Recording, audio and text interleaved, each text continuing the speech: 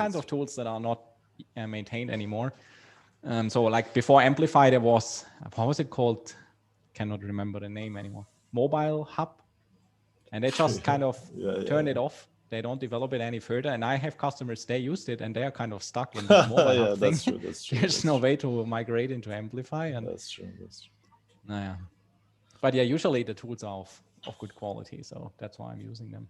So one question, what's the length of the talk? So is it half an hour, 45 minutes, or what's your preferred length? Let's try to finish everything in 1 hour and a half. And I won't push you too much with questions. So, sure. but we'll stop at 1 hour and a half. That's it. Okay. Because attention span is now so low. So we need to take care about that. So it's 6 o'clock. We'll wait for a couple of seconds for people to join, and we're already live on YouTube. So let me share the link to people. So, okay. So let's YouTube link, and also a link on meetup.com.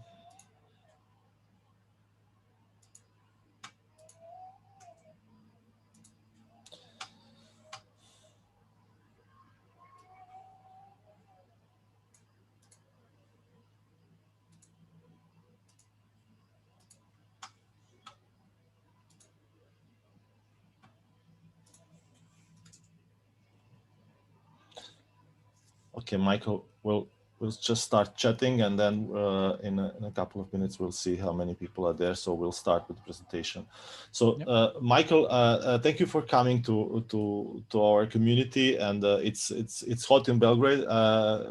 Where are you coming from? What is your hometown, and what is the weather?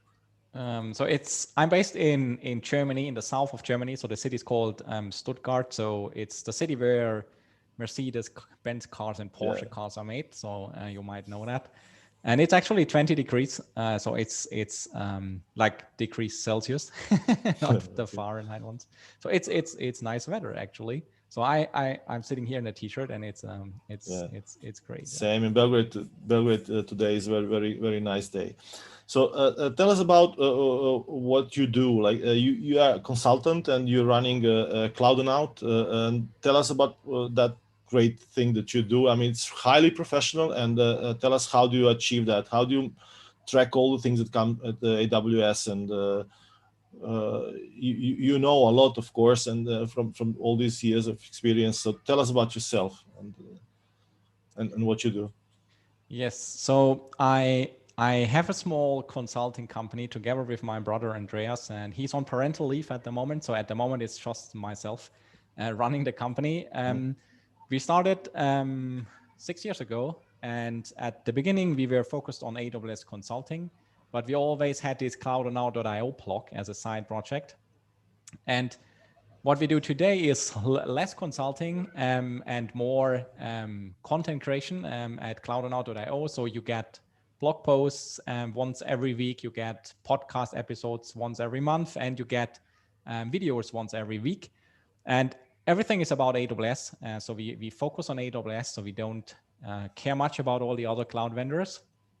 And because we started so early, I think we were kind of exposed to all these services from the start, which makes it a little bit easier for us to follow with most of the news these days. And I have to admit that I'm not really able to follow all the news anymore. So for example, I'm not really into the machine learning services. I'm also not too much into the big data services, but I try to keep track of all the rest, which is, I mean, it takes a lot of time every day to read through the news and then also play with the newest features. I mean, that takes most of the time. But yeah, we kind of convert everything of that into content. So videos for our Cloudonaut Plus subscribers, and also blog posts for everyone on the public blog. So that's kind of the motivation to always look at the latest features, because we want to actually turn it into a blog post in the end. So that kind of motivates me to always, I try to keep my RSS feed reader kind of inbox zero style. So I catch up with AWS news every day. And it usually works. There's one exception. This is reInvent week when they release hundreds of new things. Yeah, of course, yeah. That's not possible to follow that anymore. But it takes a couple of weeks, and then I'm up to date again. Okay. Yeah. You managed to find some bugs in AWS, and then it's really fun to follow you on Twitter, and then you really find some things that people don't tend to find. I mean, how do you manage to get those bugs in production, or do you just test it, or you see things in production, or how do you deal with AWS? Do you work a lot in production environments, or you just do it for fun? So I think like half of my time I work for clients, and this is usually production. Or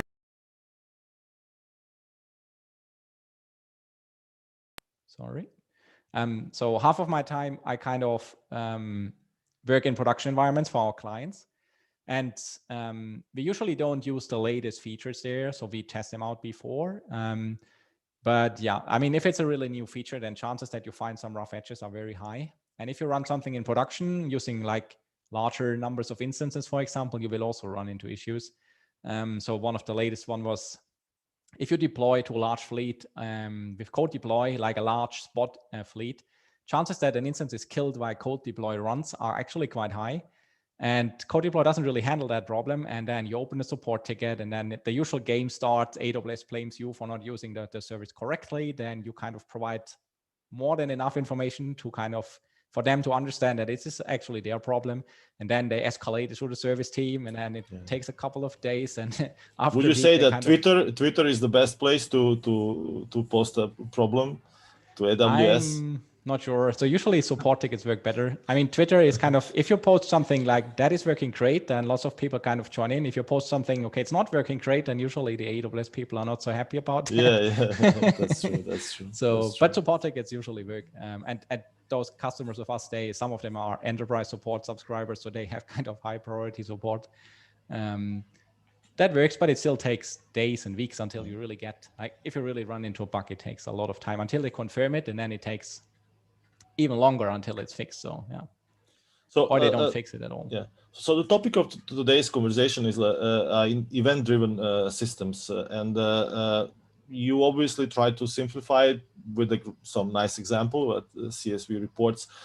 But last week so 2 weeks ago, we had a discussion about cloud migration and how hard is it to understand how the cloud works.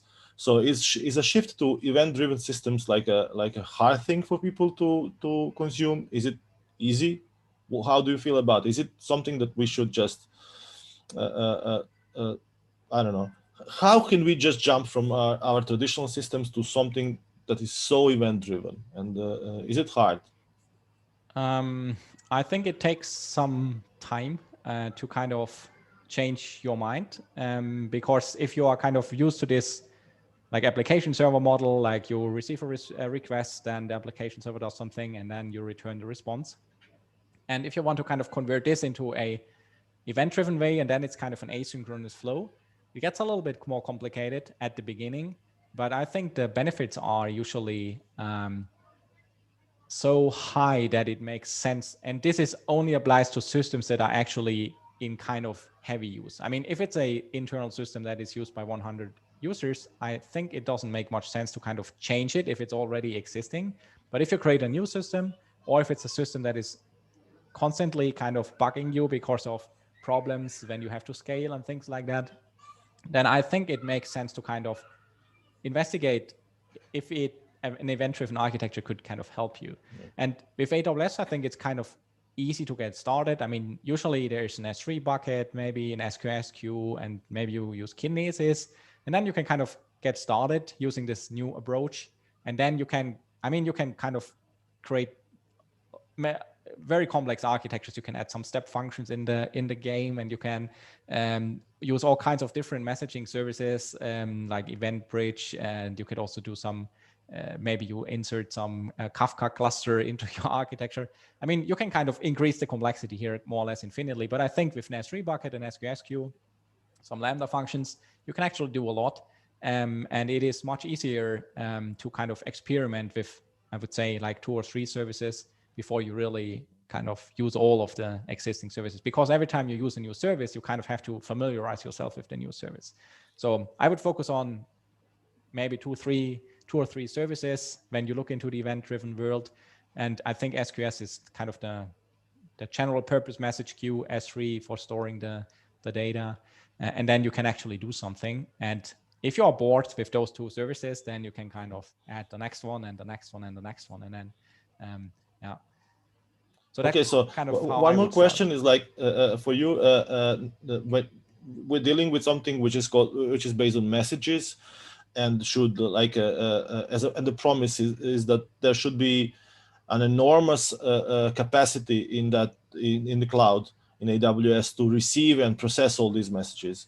And obviously we'll see today also some of these systems are designed to be serverless, which should mean that they are kind of they can scale to infinity. And some of these services are not there yet. So we need to think about limits. So what part of this whole knowledge is about these limits in AWS that we need to understand before we... So is it frightening that sometimes you realize that there are some limits and that we should maybe like go back to frequently asked questions and then check again on white papers and check again? Did you face many of these situations like in your career, like limitations where you didn't expect them in AWS? Yeah, I mean, like the good news is that some of the limitations are actually documented. So for each service, AWS documents the limits. So for example, and this could be soft limits or hard limits. They now call them quotas as well, the soft limits. So for example, there is like a more or less infinite amount of requests you can send to an S3 bucket, but not if it's the same file, for example. And that is kind of documented, but still, I mean, if you run into those kind of issues, then you have to read the documentation more carefully. But I must admit, most of the architectures that I work with, they are not operating at a scale where they run into such limitations usually. So what we do is we use the services as AWS suggests we should use them, and then you are actually in very good, in a good situation. And if you really have a workload where you kind of reach the limits of the service itself, you will notice that. And I think nothing can really prepare you for that, because it's not really, I mean, the real details are not documented. It's usually somehow vague what AWS tells where the limit of the system is. So for example, an SQS queue is unlimited, but I mean, certainly there is a limit, but you likely will not hit it because no one really is able to send as many messages as SQS can deal with. So yeah, so I'm not running often into issues. So I think one of the latest issues I was running into where I was not expecting a problem is really with large spot instance fleets.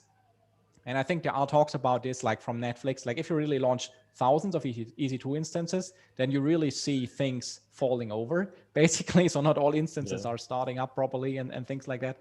And you don't observe that if you just spin up one instance. That usually just works.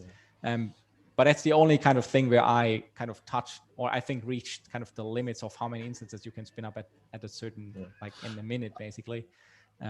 I'll touch one more thing before you start the presentation. That's something that you just like mentioned in some of your last blogs and videos. It's a fault injection simulator where you should be able to inject issues into your system and then see the problems. And it's obviously lacking a lot of things that we would like to have, the systems to have, especially in those parts where we call APIs, like for messaging and to reach the limits, capacity limits, and to lower them before we actually get to some problems. But one of the things is can I get like no more spot instances or stuff like that from APIs? So you obviously managed to try everything. And that one is available to people on the internet to check. I strongly suggest them to try. So what do you? They can read it, but what do you miss in that fault injection simulator, which is one of the latest things?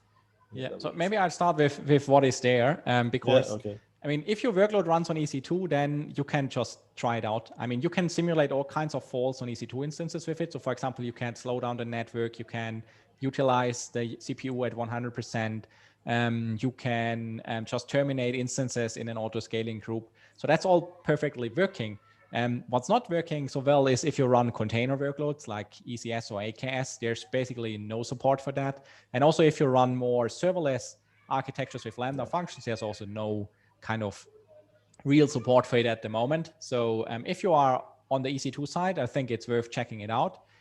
Otherwise, you have to wait until AWS releases support for containers and for Fargate.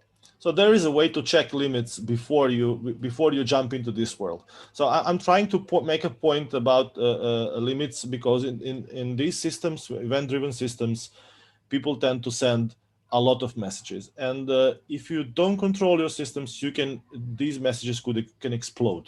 Like one message can lead to two more messages, which could lead to more and more. Yeah, I see. So that could cause you a lot of problems. So Michael, let's start with your presentation, and I'll try to interrupt you. And we're recording this for everyone in the community, so we can maybe later inside our Slack channel discuss some of these things. So maybe I'll interrupt you if I see that maybe our community is not really deep down in some of these things. But yeah, please proceed, and if I see that I can help, I will. Okay. Yes, and if there are any Thanks. questions, like from the audience, I think you can just add them as comments under the video or at meetup.com, Yes. and then we will pick them up later. So yeah, feel free to ask whatever question what comes to your mind, basically. So let's get started. I'm going to talk about the topic, what happens when event-driven systems meet CSV reports. And the idea for this talk was actually inspired by a real project where we had a customer asking for a specific feature, and I will go into the details in a minute. So before we start, just one quick reminder, because that's how my slide deck is organized. So I'm Michael Wittig, and I run a website called cloudonow.io, and we basically publish news and articles about AWS at least every week. So you will find blog posts. So for example, about the fault injection simulator. So we did a service review about that service, which means we go into the details. We really check out all the kind of details of a service, if it's working yet or not, on what areas need some more attention by AWS. So those are very popular articles that we write, the service reviews, but you will find also kind of how-tos and tips and tricks. That's all on our blog. We also have a podcast. It's basically another way of consuming the content. And here you can see the fault injection simulator episode, the latest one. So you also get this as a podcast. And then we have the videos. So that's another kind of medium that we kind of offer for our readers and listeners. And always you learn something about AWS. So that's our goal. So when we produce something, we hope that as many people as we can reach will learn something new about AWS. So that's the goal of the website. And yeah, feel free to check it out. So what is actually an event-driven system? And there are, I think, two kinds of evolutions of an event-driven system in AWS. And I will start with the kind of older one. And usually those architectures make use of an SQS queue. So this is where the messages enter the system. And in this queue, the messages are kind of buffered until a consumer comes up and reads the message from the queue. And in this case here, the consumers are a fleet of EC2 instances. And you can imagine that this is easy to auto-scale, for example. Based on the queue length, you can add instances. And if the queue is empty, you remove instances.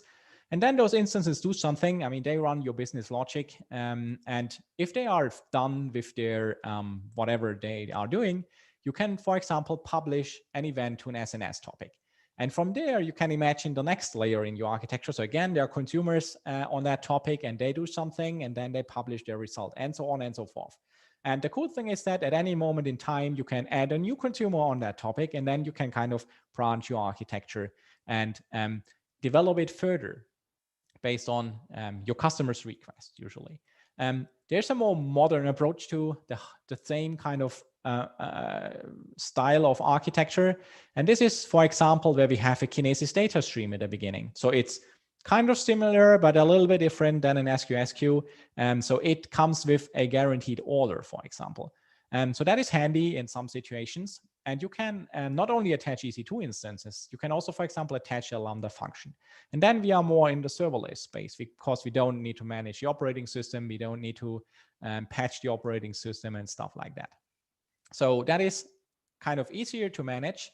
And maybe the Lambda function does more or less the same as the EC2 instances. It runs your business logic. And when it's done, it, for example, publishes the result on Eventbridge, where you can create event buses. And then again, on this event bus, you can have another consumer and they then consume the event and do something with it. So that's the idea of an event-driven system. So you have like kind of an event at the beginning, then there is a consumer of this event. The consumer does something and it produces another event.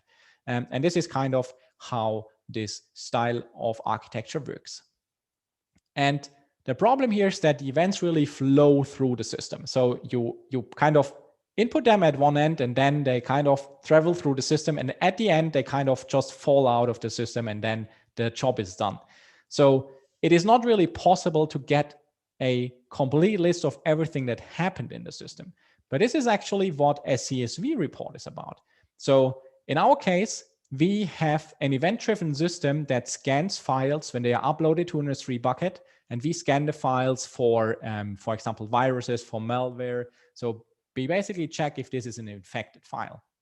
So this works great. It's super easy to scale, but what our customers ask us for is a view like this. So they want to get an Excel sheet where they can find all the files that were scanned during a day with the status of the file, if it's infected or not. So this is actually a problem in such an architecture because you don't really get a record of all the events in those architectures. Once they are processed, they kind of are deleted. So I was tasked solving this problem, and it turns out that there's actually a very nice solution available on AWS. And the solution looks like this. I will quickly present the solution to you now, and then we go into details. We look at each of the components, and at the end, we kind of go back to this picture and make sure that you understand the whole flow. So let's quickly see how this works. So at the beginning of the architecture, we have an SNS topic. So this is kind of something where you can send an event to, and then the events can be consumed by one or many consumers. And we use a Kinesis Firehose delivery stream as the consumer.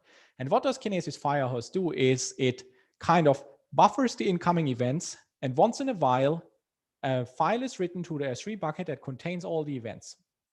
So it kind of aggregates or captures all those events for us and writes them out in larger chunks. And they are then stored on an S3 bucket. So depending on how many events you send into the system, you will get maybe a handful or maybe a couple of hundred files in your S3 bucket at the end of the day. And that is much better than having millions of small events as small files in your S3 bucket. So that's step number one. We kind of capture the events and we group them into chunks, and then we store them for later use.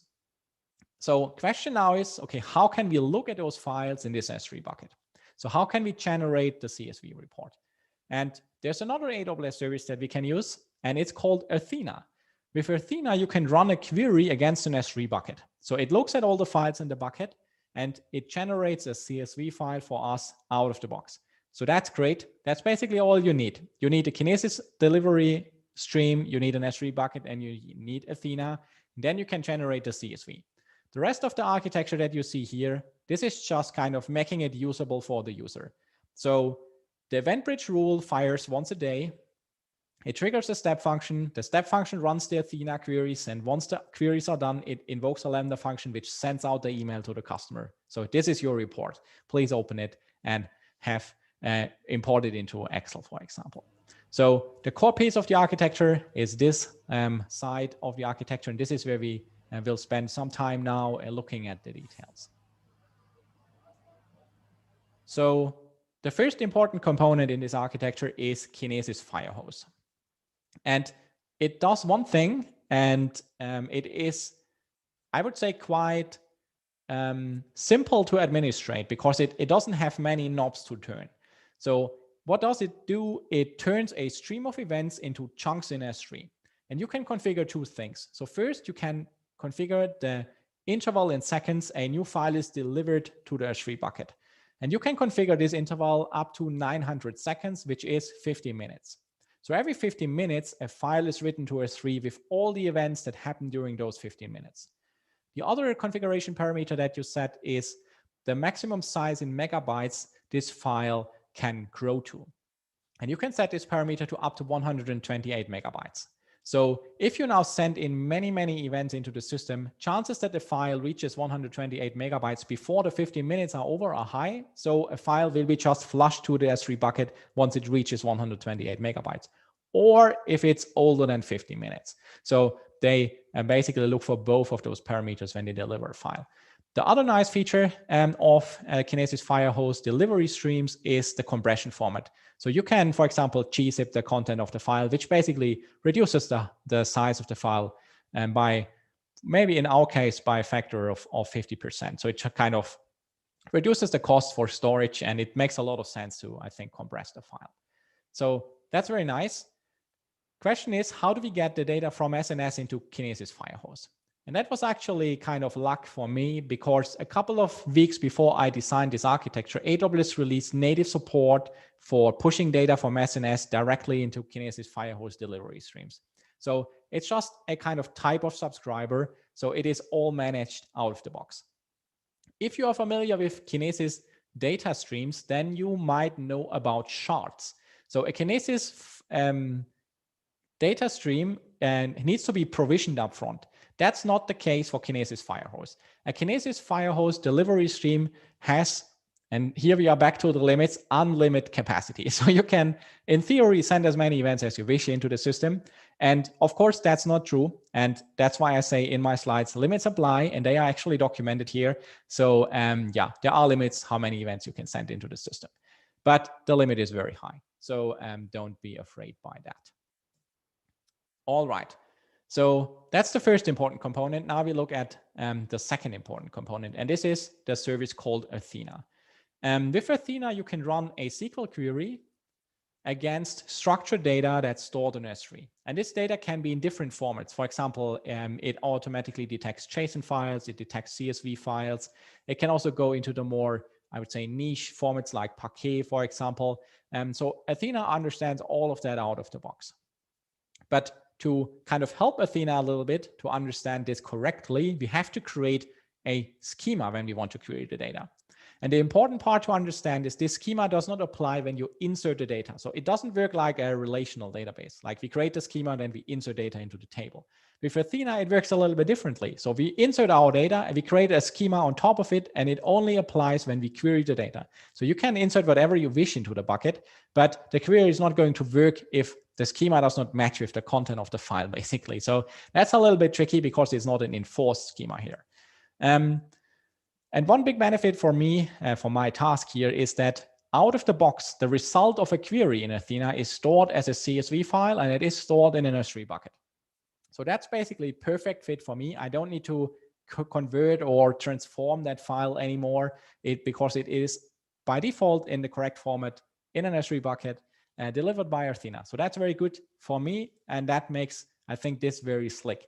So that's great. And as you can see, there's not much to configure in Athena. So basically, there's nothing to configure in Athena. It just works. You run your query, and that's it.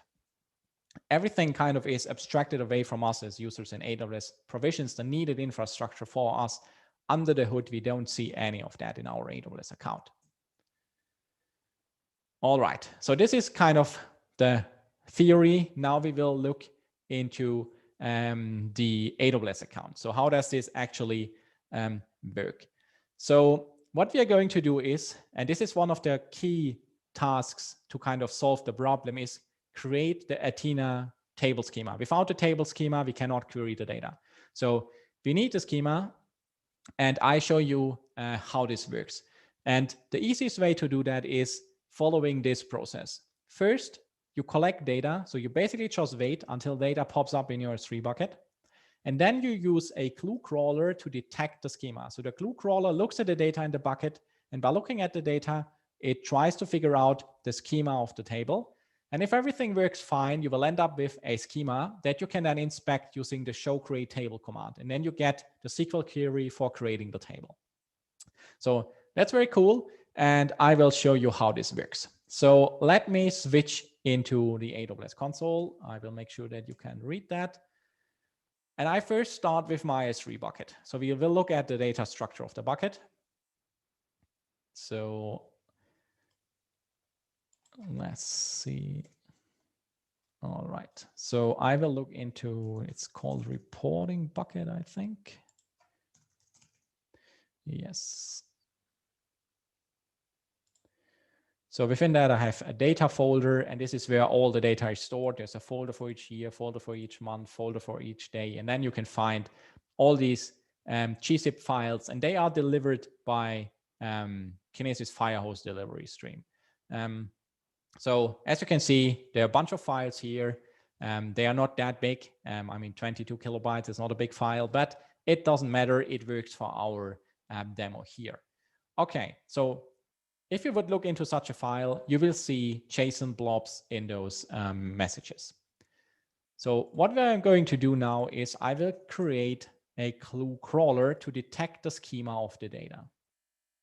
So Clue is another service inside AWS, and it has all kinds of features, and we are interested in the crawlers here. So let me make sure that, yeah, so this is kind of a warning. The UI is very broken. So as you can see, I click the like navigation bar hiding button, but nothing happens. Yeah, the UI is not perfect, but the functionality still works. So let's enter a name of the crawler. Doesn't matter. We keep everything as it is. And now I select the S3 bucket that the crawler should look at. And I will use the reporting bucket. And within that, I only want to look at the data folder. So that's important in my use case. So as you can see, there are many, many more options here. But for me, that's it. Just look into this folder. That's it. I use an existing IAM role. Let me think about it. Yeah, I think that makes sense. And then I have to, oops. Okay, it should put this into the default database. And I also prefix all the tables with demo underscore, because if otherwise, if a table already exists with the same name, it might override it. So I prefix all the table that it is covers with demo underscore, or maybe I demo want to make sure that it doesn't exist yet. All right, so that's it. That's the crawler, and now I can run it. You can also run it on a schedule, so once a day, once every hour, once a week, whatever you wish. But in this case, I just run it manually because we don't want to wait for another 12 hours until it kicks off. So the crawler now is starting. So because the crawler really has to look into the S3 bucket and look at the files, it takes some time until it gets to a conclusion. So now we see another error. So this is all the buggy UI. So let me reload it and it will work. So don't worry about that. It still works. But yeah, I don't know. There are just a couple of bugs in this UI. To save us some time, I prepared a crawler already. It's called the demo prep crawler. It is configured in the exact same way. And the cool thing is that it creates us a table. And the table that I created with my prepared crawler is called demo prep underscore data. So that's the table name. And what I'm going to do now is I will query that table. And to do that, I have to switch into yet another service, which is called Athena. So let me search for Athena, and then we will run our first query. Oops. All right. So, okay, that's already the correct query here. So that looks good. Let me remove all that stuff to make it easier for you to read. Okay, so I write a SQL, a select statement. I select all the columns from the demo prep underscore data table. So that's the table that I showed you before. And I also make a kind of condition here. I only want to look at the data from today. So year 2021, month April, day 29. So that's today. And I'll limit it to 10 results to make sure that I don't get a large table back here. And as you can see, you get a table back from Athena. And I mean, that's actually what we want to have, right? So you can see all the columns here that are in our JSON file. So it actually discovered the schema for us, and it now returns the data based on that schema in a tabular form. So that's very cool. If you click this little button here, you can download the results in a CSV file, and that's actually what we are looking for.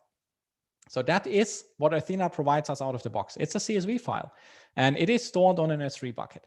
So I'm not going to show you this file because it contains actually the exact same data as you see here on the screen. But this is great. It works as expected. So what we're going to do next is we will look at the schema of our demo prep table. So let me run this query here. The table name is demo prep data. Oops. Okay, I run this query. And what we get back is a create table statement that contains everything that's needed to create a table. So for example, you can now run this exact same query in your production AWS account and point it to a different S3 bucket. So the S3 bucket is kind of linked here, and then it will work in the same way as your development environment. So that's very cool. It is reproducible. You now can use this schema. And for example, you see here that the glue crawler detected that is JSON format, the data. It also kind of already understood the columns of our data. So it really works. Usually if your data is not organized in very strange ways, glue will work. It will get the job done. And if it doesn't get the job done completely, you usually can use this as kind of the basis, and then you can manually tweak it to your needs. But I mean, writing this completely from scratch is, I think, I wouldn't say it's impossible, but you will need a lot of time to accomplish it. So you have to do a lot of documentation reading. And I mean, those are all kind of magic values here. I don't know. I mean, you have to look them up. It will take a lot of time. So I recommend use Glue for that. It is significantly faster than what you usually can do manually. So that's it. That's how you can create such a table schema. And that is kind of, I think, the trickiest part of this whole architecture. So let's go back to the slides. One problem that I encountered is this. So what happens if your schema has to change? So for example, in our case, we at some point in time added another column, or we added another property in our JSON file, which was the finding type. So you basically could see what kind of virus was found in the file. So we added this to our JSON, but it was not showing up in the table. So Glue was not recognizing it. So I did some research, and it turns out that this is actually not so super easy. So you can configure Glue in different ways. What happens if something changes? So for example, you can configure it to do nothing if something changes. You can configure it to only add columns, but never remove columns. You can kind of configure all kinds of strategies. But the problem is that if Glue really does whatever it thinks it should do, you can end up in a very bad situation where your queries don't match to your table schema anymore. So that's why I'm not so super happy about using Glue to evolve the schema. So my advice is use Glue in your dev environment and then apply the table schema in your production environment manually using the command, the show create table command. And then you have kind of control over what's going on. But yeah, keep that in mind when you kind of want to evolve your schema. The other thing to keep in mind is how Athena works. So imagine the following query. It's a very similar query that compared to what I was running a couple of minutes ago. We select everything from a table where the year is 2021 and the month is February. And then on the right side, you will see how the files and folders are structured in S3. So we have a folder for the year. Within that, we have folders for the months. And within that, we have the files. So if you execute this query, what happens is that Athena will actually look at all the files in your bucket. And that might be unexpected, and it is definitely slow, and it is also expensive because you pay for the gigabytes that Athena processes. So it's slow and it's expensive. So how can we do better? And the answer to this question is we have to use partitions. And in this case, we could use the year and the month as a partition. And if we run the exact same query again with partitions, then Athena will only look into the folder that makes sense. It will only look into the 2021 February folder. It doesn't look at all the other files, which makes it much faster and also less expensive. So keep that in mind. I think I use Athena only with partitions, and because most of the queries kind of narrow down the data dramatically. And if you don't use partitions for that, then you kind of always pay the full price to scan, basically full table scan kind of thing. So that's not very useful. So partitions are important, which leads to the next problem. How do we manage partitions? So Athena does not kind of discover them automatically. So we have to provide this as metadata to the service. And there are two ways of doing it. Or actually, there are more than two ways, but there are two, I would say, sane ways of doing it. One, you can use the clue crawler to do that for you. So the clue crawler does not only discover the schema, it also discovers the partitions for you. So that's very handy. Again, this is kind of the same problem than with the schema itself. How does clue handle, for example, partitions that are deleted, partitions that are added? What's the strategy? So for example, do you only want to add new partitions but never delete an existing one? Or do you also want to delete partitions? I don't know. So you can basically choose a strategy that makes sense for your data. So in our case, for example, we kind of aggressively remove data from the S3 bucket using a life cycle policy. So after 7 days, it is deleted. So we have to ensure that the partitions are removed as well. So in this case, we would use a clue crawler as well. The other option, which is independent of clue, is called partition projection. And this is really, it's an advanced feature. You don't need to use it, but I really want to highlight it because it's a cool feature that not many people know about. So if you're happy with using clue for partition detection, that's a good option. Keep in mind that you pay, I mean, clue is not for free as always in AWS, right? So you have to pay for everything. So you will pay AWS for detecting the partitions for you. So if you have a tight budget, then this also might be a good argument using partition projection, because with partition projection, no clue is needed at all. And what do we do to make it work? We run the show create table schema from previously from the table that clue discovered for us, like the schema that clue discovered for us, and we modify it a little bit. So let me show you what we have to modify to make it work. So I will switch back to the Athena console, and I will copy all of that. All right, and then I will paste it here. And then I show you what we have to change to make use of partition projection. So we don't change anything at the top. So we don't change the structure or anything. We keep everything as it is. So what we do is, and I will copy that from my magic notes here. Let me see. Okay,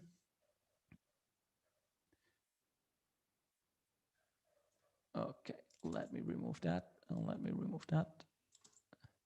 And what I'm going to do is I will add a couple of lines here. So there's one thing missing. Okay. So what we do here is we now define the partitions. So one partition is called the year, and we define it as an integer, and we say the year is in the range 2021 to 2025. The same for the month. It's an integer, range is 1 to 12.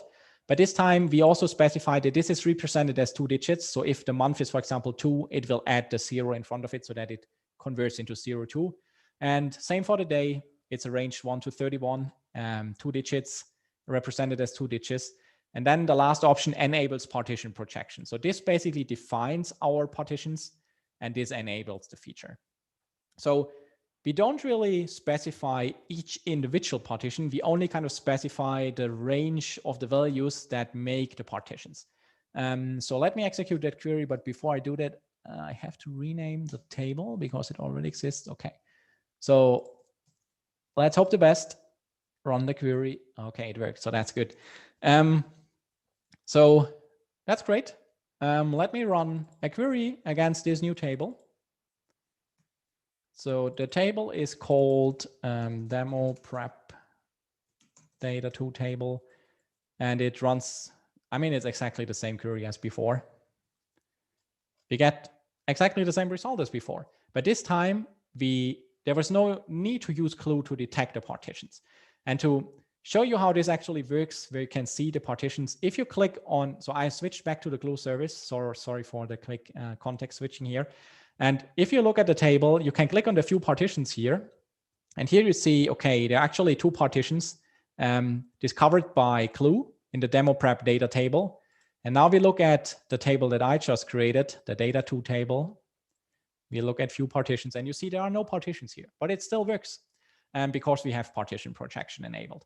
So I like the feature. I think it's very handy. Oops, sorry for that. So what's going on here? Oops. Okay. So Michael, can I ask you just for a Yes. second here? So some of these things were serverless, some were not. What do you need to provision anything here to get these kind of results like Athena? You don't need anything for Athena, but are there any fixed costs like monthly costs, running per execution costs? So I see that there's a next slide, but just can we just make a big distinction between what do you need to provision to get this running? So that's the perfect question for this slide. To make it short, the architecture is serverless, I would say. So let's look at the details. So the components that we have is the first component is the SNS subscription and the topic. You only pay for the messages processed by the topic. So if you don't send any messages to the topic, you pay nothing, and there's nothing to provision. So the topic, it kind of scales from 0 to infinity in theory. So that's a check, right? It's serverless. Firehose, in Firehose, you pay for the processed gigabytes. That's it. If you don't send any data into the Firehose delivery stream, you pay nothing for it. So it is also serverless. And also you don't have to provision anything. So that's a check as well. Then we have the S3 bucket. S3 bucket, you pay, there are a couple of other things you pay for, but basically you pay for requests and you pay for the stored gigabytes. So that's also pay per use and nothing to provision in S3 bucket. Yeah, so there's nothing you can really tune there. And then the last service that is used in the architecture, Athena. Again, the only thing we pay for is the processed data that is kind of transferred through the system to kind of generate the table result. So if you don't run any queries, you pay nothing for Athena.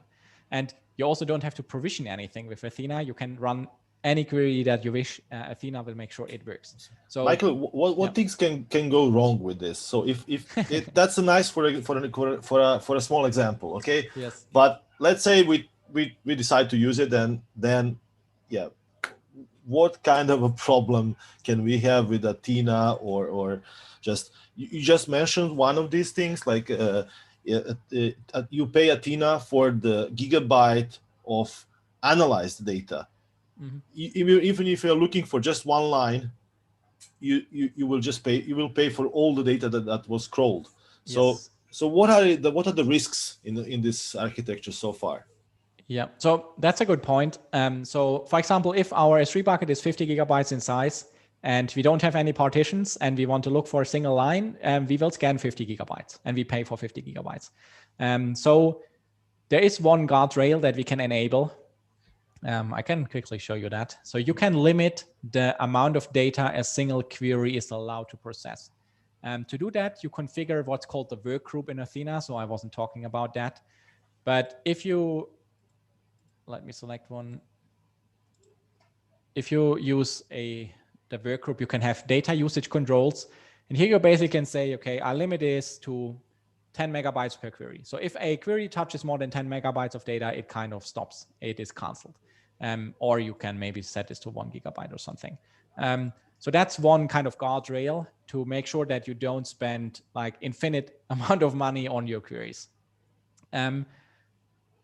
Other things that can go wrong, I mean, if you have no control over the amount of data that enters your system, then you basically, I mean, because all of that scales kind of in theory to infinity, your bill will also scale to infinity. So you have to make sure that somehow you monitor the costs. I think that's kind of the only guardrail that we have for those services. So, and what are the limits in terms of not about the money, but limits in terms of how much can you push in, how much can you process? And yes, soft limits maybe, and hard ones, of course. yes. I think there's not a good soft limit that you could use in this architecture. Also, not really good hard limits. I think you can only kind of monitor it. I mean, you could monitor it in CloudWatch by, for example, looking at in Firehose, there are metrics about the processed gigabytes of data, the number of events sent into the system and stuff like this. So you could monitor that, but it's not really like a hard limit where you can say, okay, if it goes over, I don't know, 1 million events today, I kind of stop the whole thing. I don't think there's a good solution for that here, or do you see anything that we could use? Okay. Just important is that people should think about limits and read about limits, and also, of course, Yes. if you just don't listen carefully and read carefully, you may pay for these things more than you expect at the beginning. Yes, and we can have a quick look at the data that we get to kind of monitor that if time permits. Let me quickly check the clock. Yeah, I think we can look into the details, or are we in a hurry? Oh no, just go on. All right. So in AWS, we have this great service called CloudWatch. It does all kinds of things these days, but one of the things it does, it kind of stores metrics for us. So I will hide this here. And now we look at, the metrics of Firehose and the delivery stream metrics. Let me see.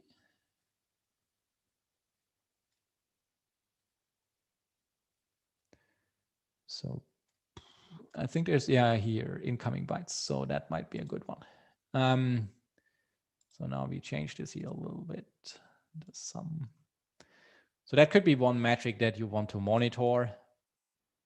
So I turned on the system in the morning today to generate the data. But in this case, I mean, you could kind of monitor that if more than, I don't know, 1 megabyte per second arrives, you will get an alarm, because usually it is always less than that. So things like that are definitely helpful to kind of understand or make sure that you are notified if some unusual patterns happen. So that's definitely a good idea. So that's at the service level, very fine granular. You can also, like, on a little bit more high level, you could look at the billing data, and there are many ways to do that. Like the manual approach would be to look at the billing metric. Let me see where it is. Here's the billing data. So I just look at the total. So, I mean, that's the amount of money I pay this month in this AWS account. And if this, for example, goes above, I mean, here it's now $88. It's more or less end of the month, so it's April 29th. So if this goes above 100, I send an alarm or something like that. I mean, you can also use budgets. You can use cost anomaly detection these days. I mean, there are many ways to do that. But I think a good strategy is to use more than one kind of safety net here. So monitor the service, monitor your bill, and with Athena, you could also kind of hard cut the queries based on the processed data. Yeah. So one more question is, like, some of these services provide you synchronous, and some provide you asynchronous responses. So most of these event-driven things are asynchronous. So also Athena queries, what kind of you can run them in a synchronous or asynchronous way. What are your can you get a response in your Lambda? Yes, so that's a good question, and I'm kind of prepared for all of your questions, right? Sorry. That's great. And yes, by default in Athena, there's an API for starting a query, and then there's an API for kind of looking for the status of the query. So it's not really you make the request, and then once it's done, it returns. So it's kind of an asynchronous process as well. So what I do to kind of handle this problem is I use a step function.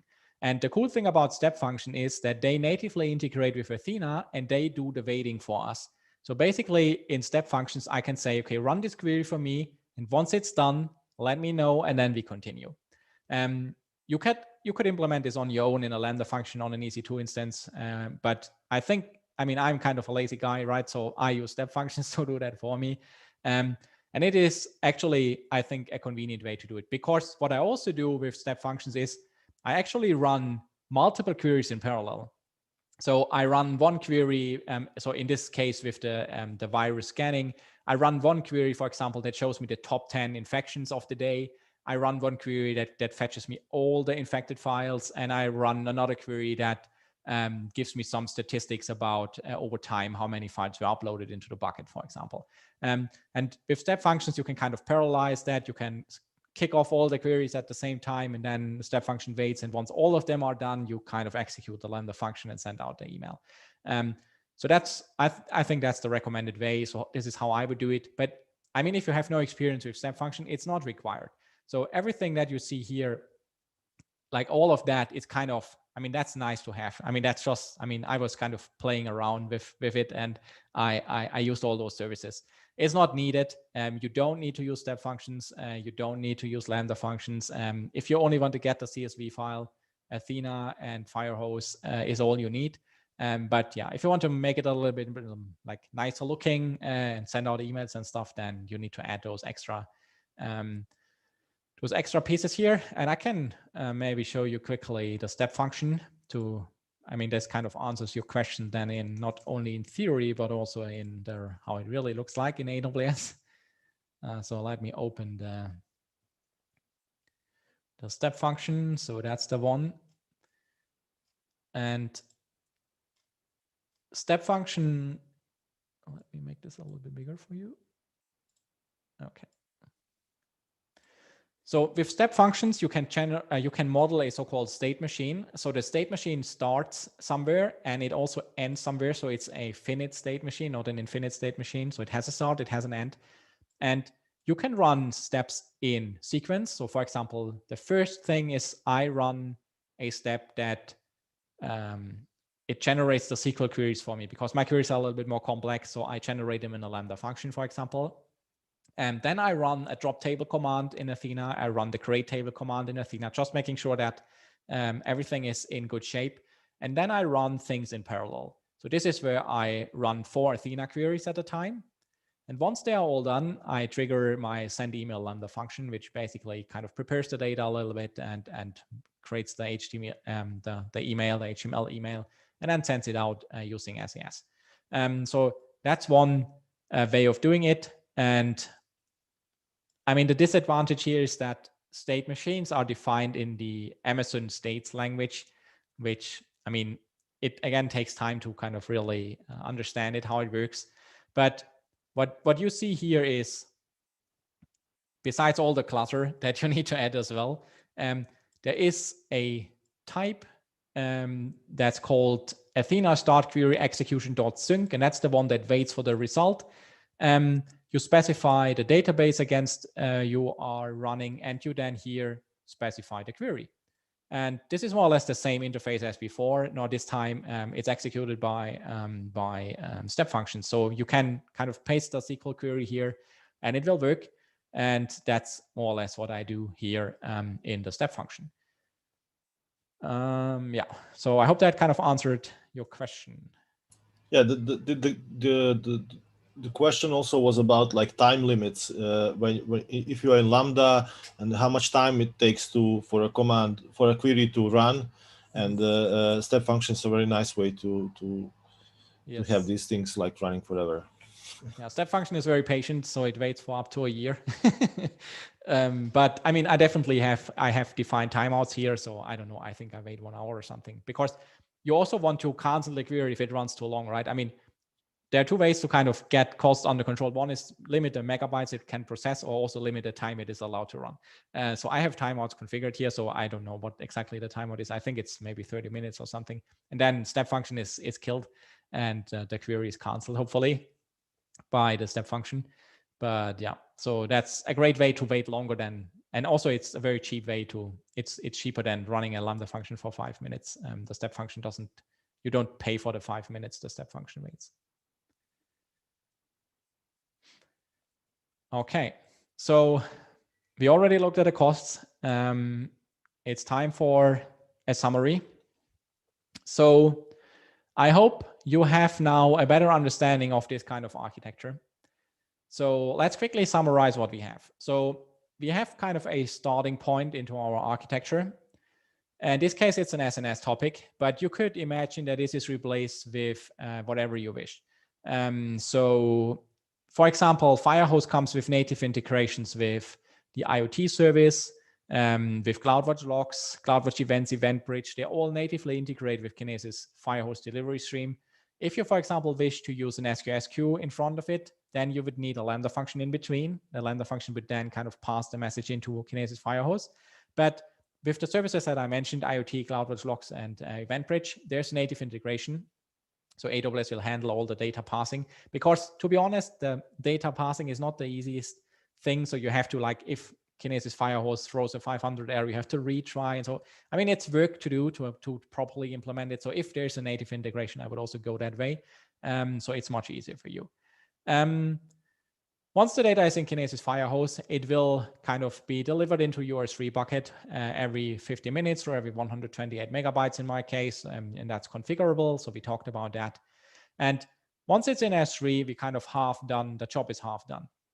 So what we now do is we point Athena to our S3 bucket, and the magic that is not visible in the architecture here is that you somehow need the table schema. And I showed you different ways of doing that. So for example, I would recommend using the glue crawler to detect the schema at the first place. And then you could manually tweak it. We talked about partitions to speed up the queries. You could discover the partitions with the glue crawler, or you use partition projection as I demoed. Both options work. I also talked a little bit about the pros and cons here. So yeah, I would suggest partition projection, but if that is a little bit overwhelming, then start with the glue crawler. That's also working perfectly fine. So that's the must-have. That's the components that you need in the architecture. And now we have kind of the bonus here. So we have the EventBridge rule that triggers, in this case, once a day. It triggers the step function, and the step function executes the Athena queries. And then once it's done, it triggers the Lambda function to send out the email. So that's very nice. You could, of course, make this much easier. If you don't want to write a Lambda function, you could trigger an SNS message directly from the step function, for example. So if you are not into programming, for example, then you could get rid of that component here. You still benefit from the state machine. So many ways to tweak that. I hope you learned something. And I was really surprised how simple in terms of operational overhead this architecture is, because there's really nothing to administrate here. It just works, and it will hopefully keep working forever. One thing that's not going to work forever is the partition projection. Remember that my upper limit for the year was 2025. So as soon as we reach the end of 2025, I can kind of prepare myself for emails from customers that reporting is not working in the new year in 2026, right? So that's not ideal. That I have to keep that in mind. If you use a glue crawler, then you are not running into this problem. So keep that in mind. All right. Last thing here, we have one thing for you that we kind of raffle. So one of you is going to win this. As I mentioned, we run cloudonaut.io, and we have something called Cloudonaut Plus. And that is something where you get exclusive videos and also online events. So we run Ask Me Anything sessions and all kinds of things. And this is really targeted for AWS professionals.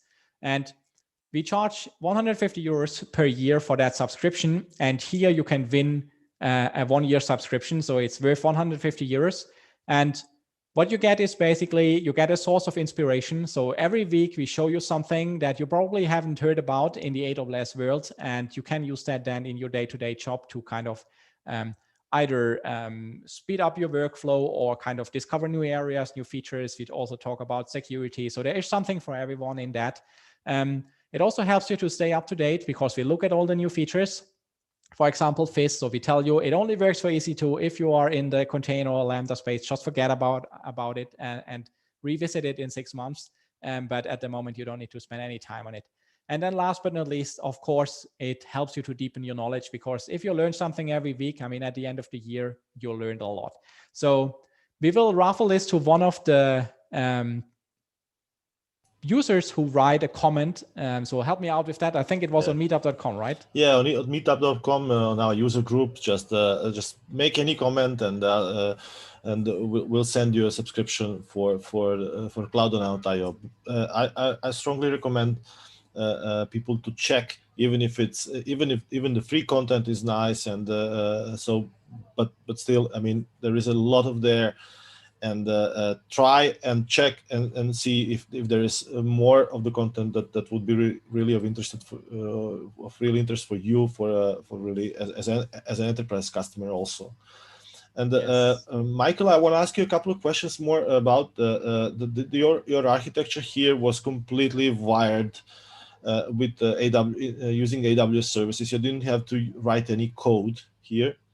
So do you think that that's the future of these AWS things, like to connect everything, like something like Stacker is doing, or maybe so is it all pipelines of stuff, no more develop coding, and no, is that how it looks like?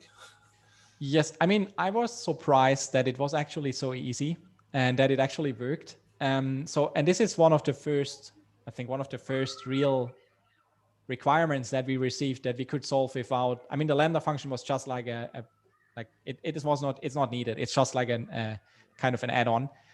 But we could solve the customer requirement just by wiring AWS services together without any clue in between. And a couple of years ago, that was not possible. So there was always something missing. But I mean, AWS evolves every year they add new features. And now we reached a point where we can actually, I mean, if we connect enough services, we can reach our goals, which is, I think, great. I haven't experienced that before. I mean, usually I need to write some code, but it gets, I mean, the amount of code that you have to write is I think it's not growing. It is reduced year over year for most use cases. So yeah, I think we are not yet there, but I think the kind of the direction is I think clear here. Yeah. Yeah. And I actually can share one link. I don't know if we can maybe share this with the listeners. Let me paste it here. If you are interested in this architecture that I showed you, I have a CloudFormation template that you can check out. You can even set up all of that with code. So you don't even have to go into the console and create all that stuff manually. There's a template for that. You can just turn it on and then it works. So that's super cool. I think, look, I mean, you can use it as a reference. So it likely not matching with your use case entirely, but it contains everything I talked about, including Lambda functions and step functions and all that stuff, all the add-ons as well. So really check that out if you're interested in the architecture. You can set it up 100% with CloudFormation, which is also super cool. Yeah. Okay, that leads us to my last question. Tomorrow is a CDK day. So I would really suggest everyone and really push everyone to listen to everything about the CDK. So you do a lot of in CloudFormation, and so how do you feel about that whole CDK mania now that we live in? Yeah, so maybe, I don't know if everyone is familiar with CloudFormation. So CloudFormation is the infrastructure as code service in AWS. So it helps you to provision infrastructure based on YAML templates or JSON templates, like old school is JSON. And what CDK does, it provides a layer on top of it. It allows you to kind of use a programming language like TypeScript is, I think, the most popular one, but they also support for many other languages. And then you can use your programming language of choice to generate the CloudFormation templates. And I think that is very helpful because, for example, if you use a typed language, you get full coverage of your IDE to kind of not make any typos, for example. And it also helps to create reusable components, which is not so easy with CloudFormation. So it's a very interesting development. And if you have some time tomorrow, check out CDK Day. I think it starts at 3 p.m. our time, right? Yeah, I mean, it's not that like a big event. It's actually not organized by AWS. It's by like community. So it's not that hard to participate tomorrow. It's not like AWS reInvent for a whole weekend. Yeah. It's a free event, right? Yeah, it's a free event. So also, yeah, jump in. So one more thing for the community, like in 2 weeks, we'll have it's now hidden, but I wrote here like a CDK czar. So it's Pahud is like giant thing in CDK. I really love him, how he makes some really cool, simple examples. So May 13th we have a presentation by Bahud. And Michael, I really want to thank you for the time that you spent with us. We'll share this inside the community. We'll talk about event-driven things more, and of course we'll forward people to a lot of content that you have in Cloud&Out. I really enjoy it. I like, as I told to people, like the last one was about fault injection and all new things that are coming. They need to, someone needs to bring another perspective, you know. So, and yours is like with a really, really big experience. So thank you for that. Yeah, thank you for having me. And I hope you learned something today in this talk. And if you have any questions, you can reach out to me on Twitter. You can also, I think there's some details in the meetup description, right? So you can find me and just get in touch with me. Yeah. So thank you very much.